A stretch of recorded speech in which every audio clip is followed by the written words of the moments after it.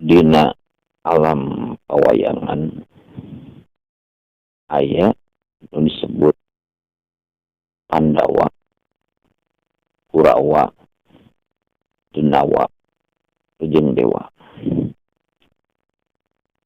Urang kapakuran, kurang sararea, kurang cokot hiji perkara pikeun bahan lenyepaneun dina awak urang sararea. Oke, mudah-mudahan sing jadi hikmah kahadean khusus tersimkuring atau menawi asadayana nu miluluhungkeun ngadangukeun kana ieu cariosan simkuring. Pandawa. Ari nu ngaranna Pandawa teh simbol hiji perkara anu bener dina diri urang. Ya mana meukeun simkuring we. Simbol hiji perkara anu bener atanapi beneran dina awak urang. Pandawa eta ya 5 hiji meureunnan Yudhistira, nu kadua na Bima, nu katiluna Arjuna, kaopat kalimana Nakula Sadewa. Urang catat heula we ieu nu 5. Nagara Amarta teu bisa dipimpin ku saurang. Nagara Amarta kudu dipimpin ku 5. Seperti simbol rukun Islam, teu bisa nganukur hiji. Teu bisa salat hungkul tanpa didadasaran ku iman ka Allah. Teu bisa iman ka Allah hungkul tanpa didadasaran ku atanapi tanpa ngalakonan anu sejena. Tos kitu syarat katangtosanana. Sahayeuna negara Amarta teu bisa dicepeng ku hiji jalma, teu bisa ku Yudhistira hungkul. Lamun negara Amarta dicepeng ku Yudhistira hungkul, Yudhistira jago, mahir, mumpuni dina ilmu ngolah nagara, tanapi dina ilmu katatanagaraan. Luas jeung luas, tapi negara Amarta bakal katincak. Bakal katincak negara Amarta lamun wungkul dicepeng ku Yudhistira. Tapi sabalikna, lamun negara Amarta dicepeng ku rayina nu ngaranna teh Arya Bima, ieu negara Amarta bakal perang tuluy-tuluyan. Bima mapan parahayang lila perkara teh kudu diberesan harita keneh gitu. Jalmina tegas ngan teu pati make pikiran. Lain hatina teu mikir, mung lila-lila mikir. Yudhistira ahli pikir, Bima alim lila-lila mikir, tegas jalmi. Karena lemek lamun ku Yudhistira hungkul dipincak ku nagara-nagara anu sejena. Tah di dieu Yudhistira meryogikeun Bima.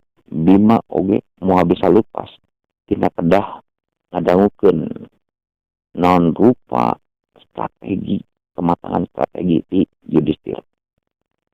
Terus lamun ieu negara Amarta wungkul dicepeng dipimpin ku Arjuna.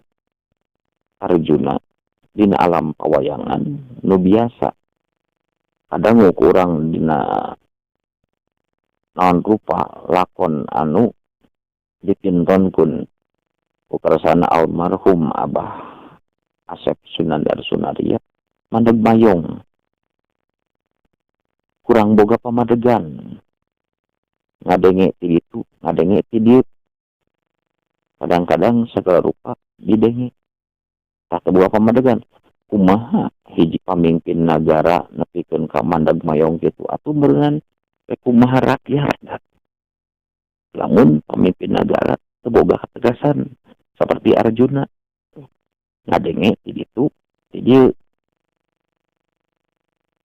Tah terus lamun tema negara dipimpin kula jeung sadewa moal boga wiwaha nagara moal boga ajen nagara soalna nakula sadewa sagala rupana ukur ngadenge cek masyarakat gitu gugu cek masyarakat kieu gugu atuh moal boga wiwaha moal boga wibawa nagara teh lamun sagala rupa kudu ngagugu cek masyarakat tampung sagala rupi atanapi naon rupi perkara anu bergejolak hasrat sareng kahoyong aspirasi masyarakat tapi lain hartina kudu digugu kabeh lamun sagala rupana kudu cek masyarakat atuh naon gunana nagara anu mempertimbangkeun naon rupa cek masyarakat gitu. Nah, janten ieu nagara teh amarta kudu kuliman hiji ahli tata negara anak ahli pikirna nyaeta Yudhistira pangagengna anu kaduana di mana-mana aya itu sinareng ieu anu ngaganggu kana katentraman keamanan negara amarta aya bagian lapangan anaknya eta Bima anu tegasna Yudhistira disimpen di lapangan moal biasa lembek Bima ditah jadi raja wah lumayan bakal haridang bakal perang terus-terus aya terpenengah antara pejabat jeung pejabat antara negarawan sareng negarawan nyata Arjuna tuh aya bagianan aya bagian keur turun ka masyarakat keur nganyahokeun situasi sareng kondisi nu aya di masyarakat nyaeta saha nakula sareng sadewa laporan karakana nyaeta Arjuna tuh si Arjuna laporan deui ka Yudhistira engke ti Yudhistira langsung instruksi ka Bima kedah kumaha ieu lamun nu kieu kedah ditindakna kieu nu kitu kedah ditindakna kitu tah badami we sadayana mata eta sadayana teh aya dina diri urang akal pikir hate jeung rasa sekali deui eta Pandawa teh mun dina awak urang mah akal pikir hate jeung rasa mana cenah hiji deui heula mikir kuring oge akal pikir hate jeung rasa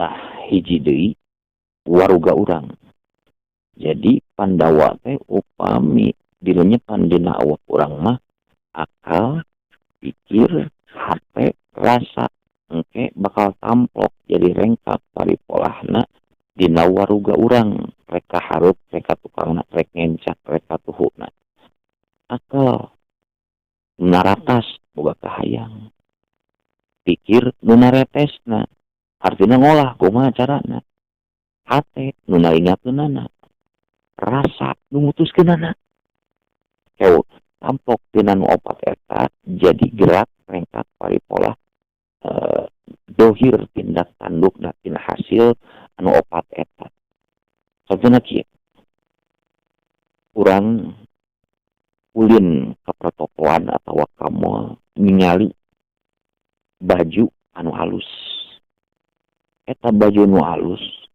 cek panon urang aduh halus euy terus dinya teh ku urang dicabak lawonna alah lawonna oge meuli geunaheun kieu cek panon halus cek leungeun urang nu nyabakna geunaheun sigana teh tiis untuk moal mata kareunang terus ditingali ku urang bandrolna 500.000 ku urang ditingali dina loket urang boga duit 1 juta tu kauntukan cek panon alus cek leungeun bahana ngeunaheun ditingali dina loket urang itu hargana 500.000 dina loket urang aya 1 juta tah kauntukan ku urang sagala rupana tah urang teh dicopot ka kamar pas diajaran teh leungeunna mereka teng-teng bujal urang nolol yakin cek simkuring eta moal dibeli jadi Pandawa teh dina diri urang mah nyaeta akal pikir hate jeung rasa tamplok jadi rengkap paripolah ngajanten gerak nama dina dohirna waruga urang ataupun tentang mung sakitu heula engke insyaallah pami dikasakeun ku Gusti Allah urang tapakuran di naon denawa naon kurawa naon dewa dina awak urang. Hatur punten nu kasuhun ngahaturkeun nuhun kana prahatosanana. Nyuhunkeun maklumna tina sagala rupi kakurangan maklum sim kuring jami biasa. Assalamualaikum warahmatullahi wabarakatuh.